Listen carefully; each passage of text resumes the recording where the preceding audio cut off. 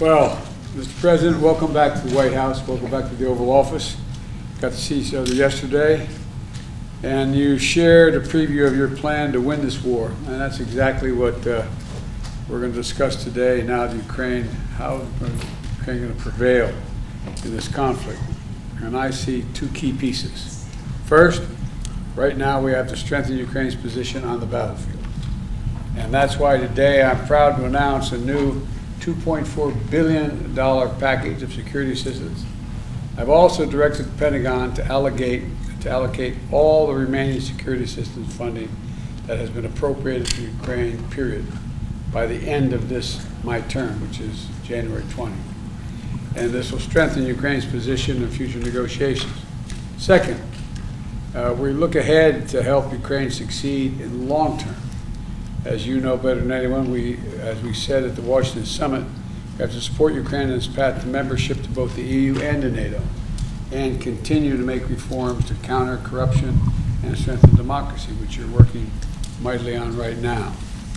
We have to ensure Ukraine has sufficient capabilities, and I mean sufficient capabilities, to defend against future Russian aggression. So I'm proud of the steps we've taken in our partnership on these fronts. Earlier this summer, we launched the Ukraine Compact with more than 20 nations committed to Ukraine's long-term security. And yesterday, with over 30 nations and the EU, we launched a joint declaration of support for Ukraine's recovery and reconstruction, some of it using Russian assets as well.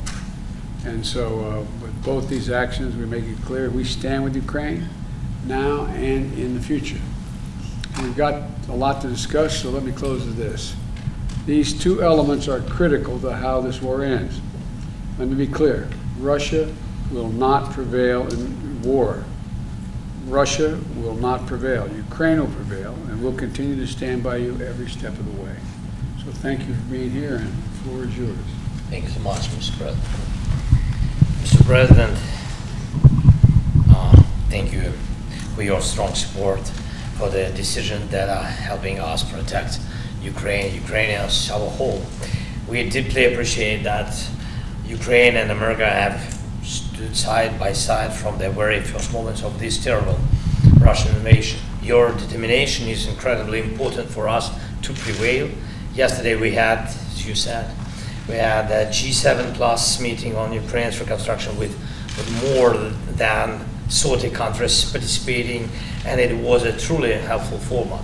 We must restore normal life, and we greatly value your leadership, Mr. President. We also have 26 bilateral security agreements with partners based on the G7 security declaration. We have a strong security agreement with the United States, and we are grateful for it, and we will fully implement it. And it's very important that we share the same vision for Ukraine's security future in the EU and NATO. And Ukraine is doing the unprecedented number of reforms on this path. Today we have a new support package, $7.9 billion. This will be a great help.